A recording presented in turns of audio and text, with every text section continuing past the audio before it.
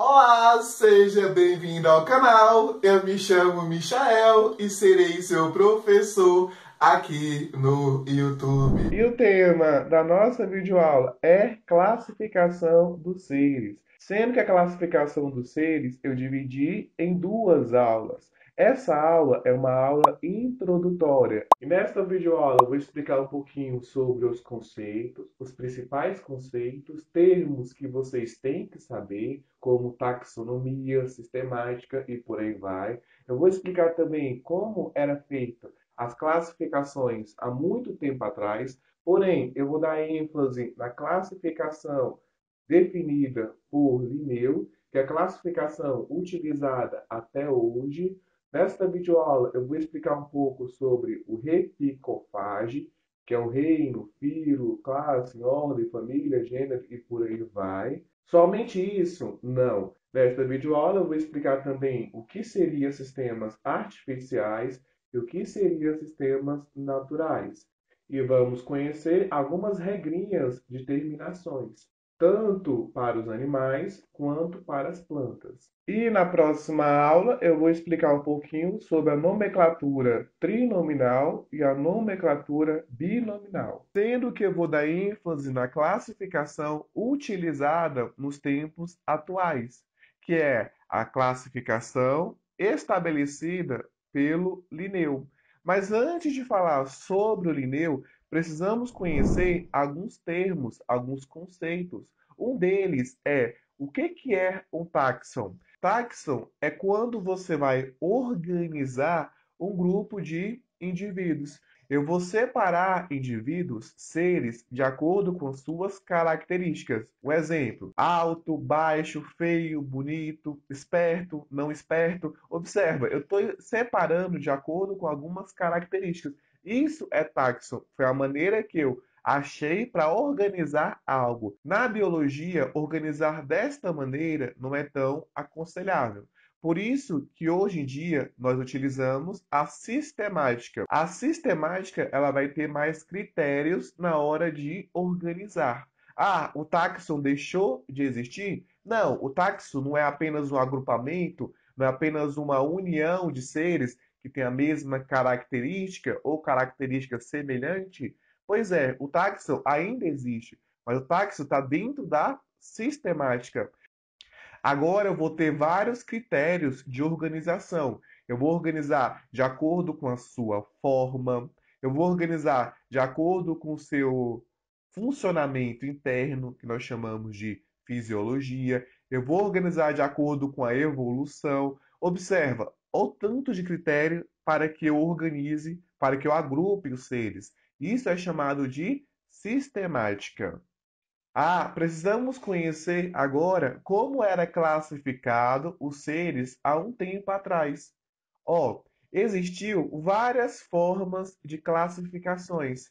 Porém, a forma mais tradicional, a forma mais conhecida, ou melhor dizendo, mais aceita, foi a de Aristóteles. Que o Aristóteles, ele organizou da seguinte maneira: ou aquele ser, ele era um animal, ou aquele ser, ele era uma planta.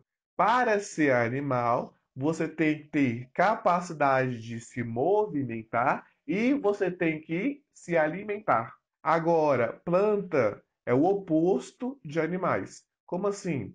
Se o animal ele se movimentava, para ser planta, não podia se movimentar. Se o animal ele comia, para ser planta, não podia comer. Olha que interessante. Há muito tempo atrás, eles pensavam que as plantas não se alimentavam, eles não tinham conhecimento suficiente para entender os mecanismos que a planta utiliza para conseguir alimento. Hoje nós sabemos que a planta realiza fotossíntese. Hoje nós sabemos que a planta realmente se alimenta, mas naquela época não possuía esse conhecimento tão aprofundado como nós temos nos tempos atuais. Ah, mas espera aí, os animais também eram divididos em subgrupos. Como assim? O animal ele era dividido de acordo com o ambiente que ele estava. Ué, se ele tivesse no ambiente aéreo, ele era colocado em um grupo. Se ele tivesse no ambiente terrestre, ele era colocado em outro grupo. Se ele tivesse no ambiente aquático, da mesma forma, era colocado em outro grupo. Olha que interessante, mesmo eles sendo diferentes um do outro, eles vão estar no mesmo grupo. Ó, temos uma outra forma de organizar bastante conhecida, que é a forma do Santo Agostinho. Santo Agostinho foi um teólogo e ele organizou os seres da seguinte forma: ou aquele ser ele é benéfico, ele é bom para o ser humano, a gente pode ter ele do lado, que nós vamos ter vantagens, ou aquele ser ele não é bom para o ser humano, ele tem algum tipo de, sei lá, de peçonha, de veneno, algo que possa prejudicar o ser humano, ou aquele ser ele não é nem bom e nem ruim. Observe que eu não coloquei um destaque muito grande para os pensamentos do Santo Agostinho, porque são poucos livros do ensino médio que vai abordar o seu pensamento. Mas, se porventura você for fazer uma prova e cair um assunto específico sobre classificação, você terá uma noção do pensamento do Santo Agostinho. Era baseado se o animal ou a planta era útil ou não para os seres humanos. Tudo que eu acabei de explicar, nós chamamos de critérios artificiais. Artificial porque você não vai ter uma lógica por trás daquilo. Você está definindo basicamente por conta da sua opinião. Hoje em dia, nós não utilizamos esse tipo de sistema artificial. Agora, nós utilizamos sistemas naturais. Sistemas naturais é quando eu tenho vários critérios para poder organizar os seres. Eu vou organizar agora, como eu já expliquei, por conta da sua evolução, por conta da sua fisiologia, do seu material genético. Observa, eu não estou mais organizando por conta de uma opinião terrestre, aquático. Não, eu estou organizando agora no sistema natural com a base analítica. Eu vou analisar o ser para saber se aquele ser, se aquele animal, se aquela planta é parecido com a outra planta ou com outro animal. E o sistema utilizado até hoje foi definido pelo Linneu.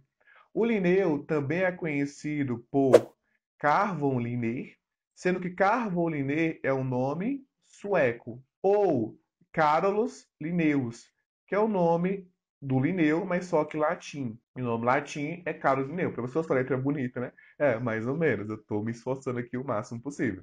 Professor, e Linneu? Esse Linneu aqui, gente, é basicamente o nome dele, que ele é um sueco, é o nome dele, mas só que em português. Aí você pode escolher qual desses nomes você vai utilizar para falar sobre Linneu. Eu prefiro Linneu, que é mais fácil do que esses outros aqui, ó, que é muito grande. Mas o que que esse Linneu ele propôs? Esse Linneu ele propôs o seguinte, que certas características, certas semelhanças podem ser irrelevantes.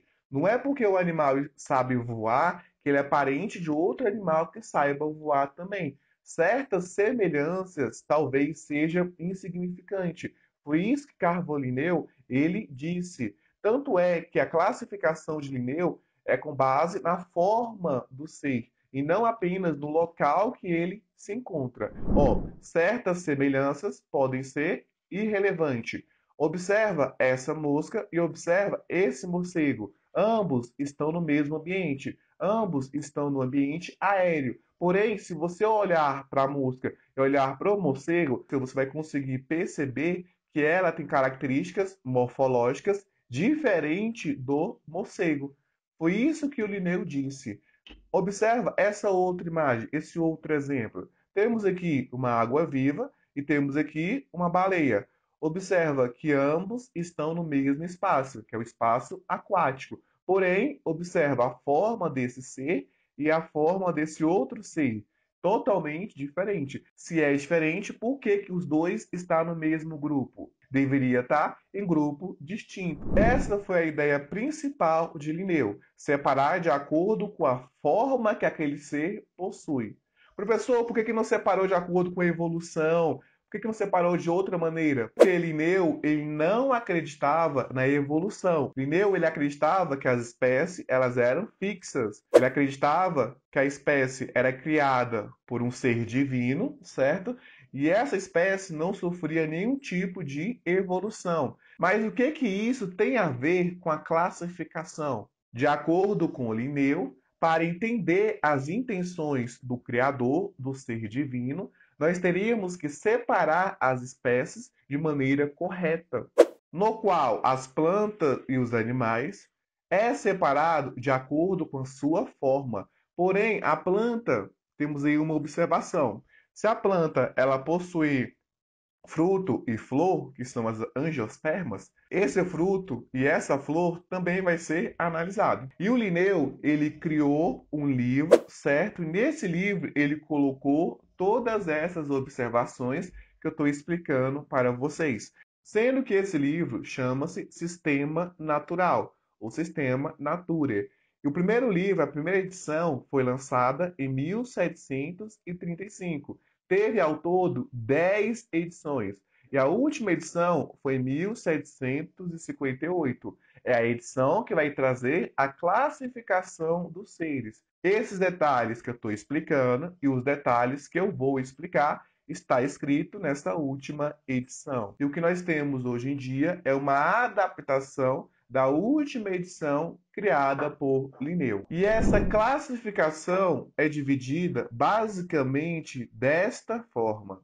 Como assim? Vamos ter aqui vários táxons. Professor, táxon? É, táxon, que são agrupamento de seres, ó.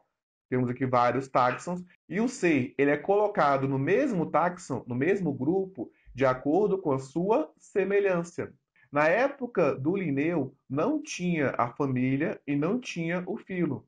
Esse filo e essa família foi adicionado com o passar do tempo, com a necessidade de criar novos táxons. Várias espécies vai formar o gênero. Vários gêneros vai formar família. Várias famílias vai formar ordem.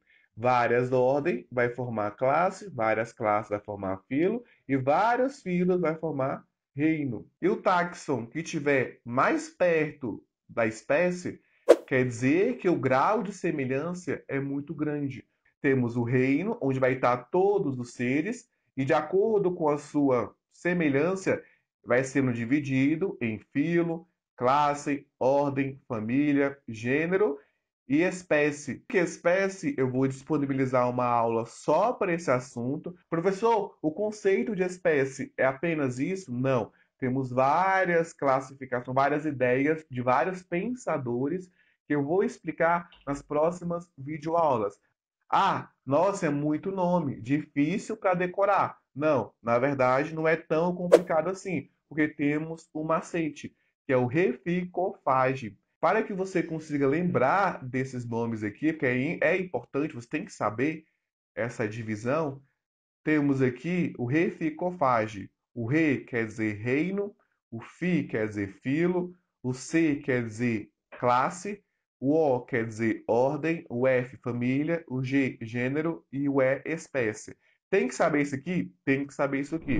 Vamos conversar um pouquinho sobre o reino. Vamos ter aqui o reino Monera, Protista, Fungi, Plante. Professor, não é plantae? A forma correta de pronunciar é plante. E animalia. Esse animalia, gente, eu posso chamar também de reino animal ou reino metazoa, tá? Tudo isso significa a mesma coisa. E esses reinos, eles são divididos em filos, em classe, em ordens e por aí vai.